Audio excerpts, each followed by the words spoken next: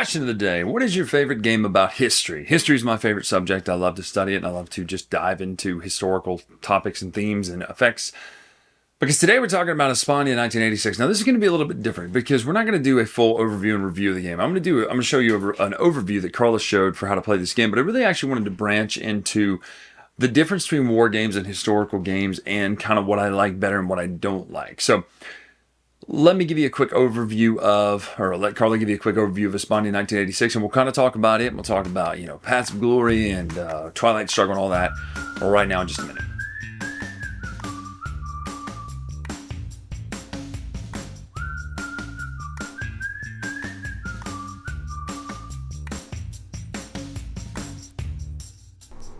Alright, I am set up for Espana 1936. The board, as you can see, is a map of Spain. There's Portugal on the left and France at the top of it. So in 1936, over the course of a couple of days in July, the African nationalist uprising started spreading across the peninsula, and it started taking over like traditional conservative areas.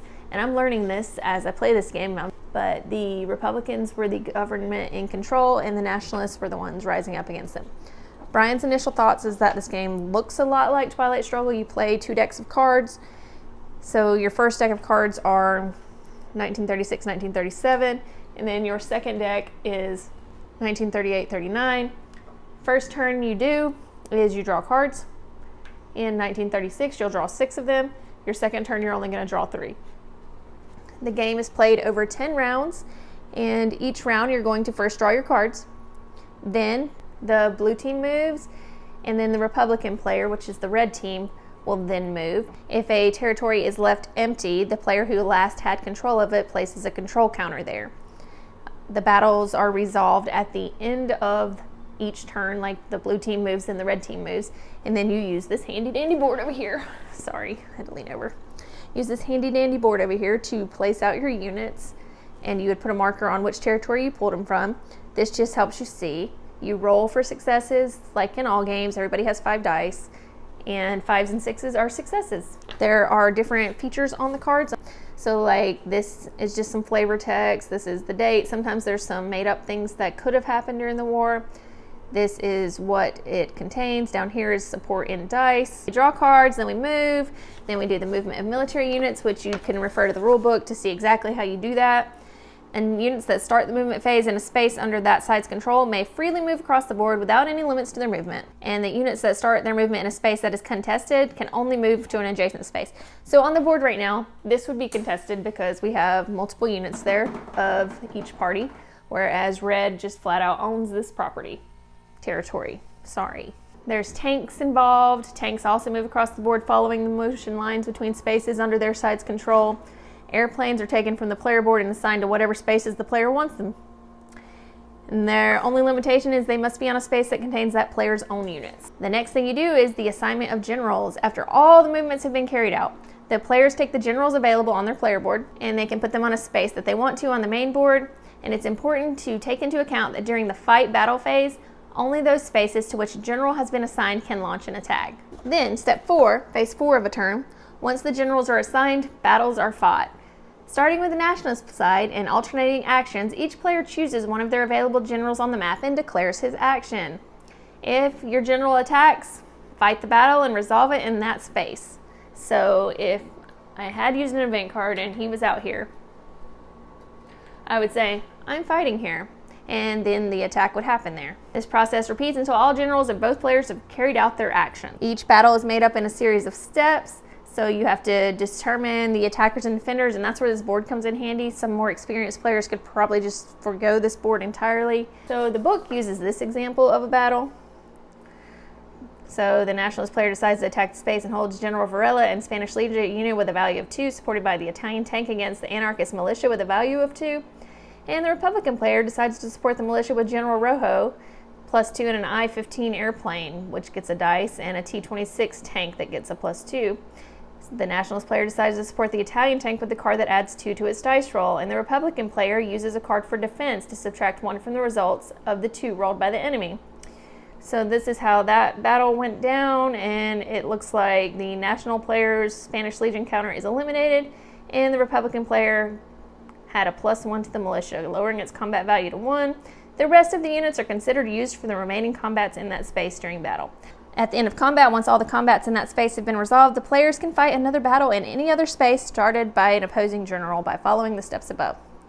Alright, so we've had our first phase, which each player receives a replacement point for each objective territory they control, plus 1 point for each contested objective territory. You start over and do round 2. So you move on to here, you do that, and then here you draw 3 cards. And when you get to round 6, you switch decks. That means you discard everything from 1936 and 1937. There are some conditions for automatic victories, but you can read the rules and figure that out.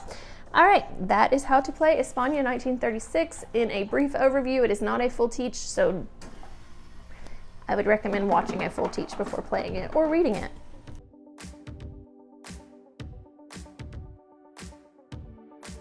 So that's Espana. So a couple things to notice here. My gold standard for historical games with card-driven games especially is Twilight Struggle, because it's simple, but it's not easy. It's simple in the sense that you play a card and you do the effects, or you get the points for the card. You don't necessarily get the headline effects. It's super simple. This and Paths of Glory and a lot of the other war game, John Company, all these kind of bigger war games, which Espana is not meant to be a bigger war game. They have a lot more intricate mechanics in it that make it a little bit trickier to play. So what that does, unfortunately, is it kind of takes me out of the history of it, right? I like the zoomed out version of historical games. Now, Espana is cool. It's an interesting game that, honestly, I don't know a lot about this era. This is clearly some of the Northern Africa front of World War II or pre-World War II, for the U.S. entering, of course. With, kind of that push with the Northern African group with Rommel and all that. I believe that was Rommel, right? But you see this happening in Spain. It starts to bleed over, and there starts to be fights in Spain during this era. And I don't know a lot about this. I actually want to do some more research. You got Morocco here. This is why you have Casablanca, the movie, pretty sure. That's what's going on there.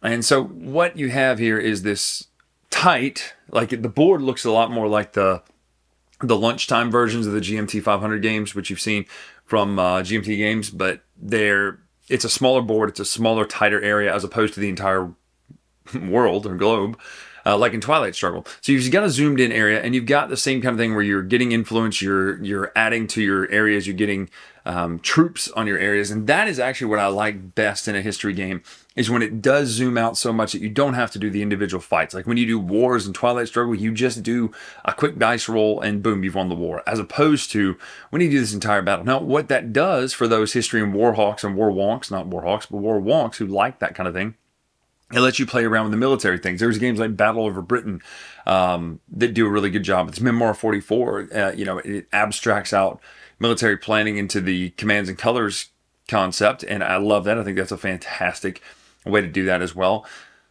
But for me, at the end of the day, I've got to go back to the gold standard of Twilight Struggle. So when comparing this to Twilight Struggle, I don't think that's fair of me, even though the board looks similar, the cards look similar, the chits and tokens look similar.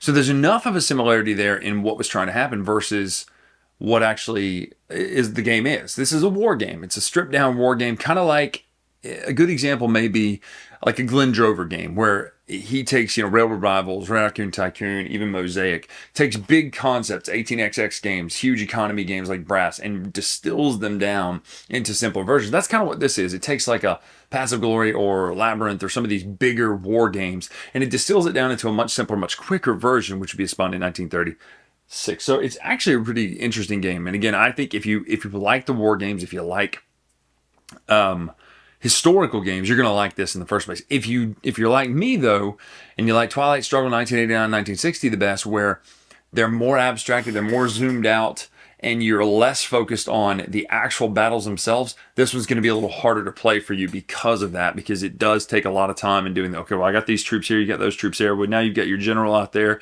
So it makes it a little trickier. But at the end of the day, if you're a wargaming fan, or a historical gaming fan, you may want to check out 1936, or Espana in 1936. Pretty interesting game, 1936, 1939. I'm going to get that year right. Either way, check it out. Let me know what you think of this, and let me know what you think of historical war games or historical games in general. So I'm Bryan Drake here on the Dice Tower. I'll see you in about 2 weeks at Dice Tower East. Until then, we'll see you.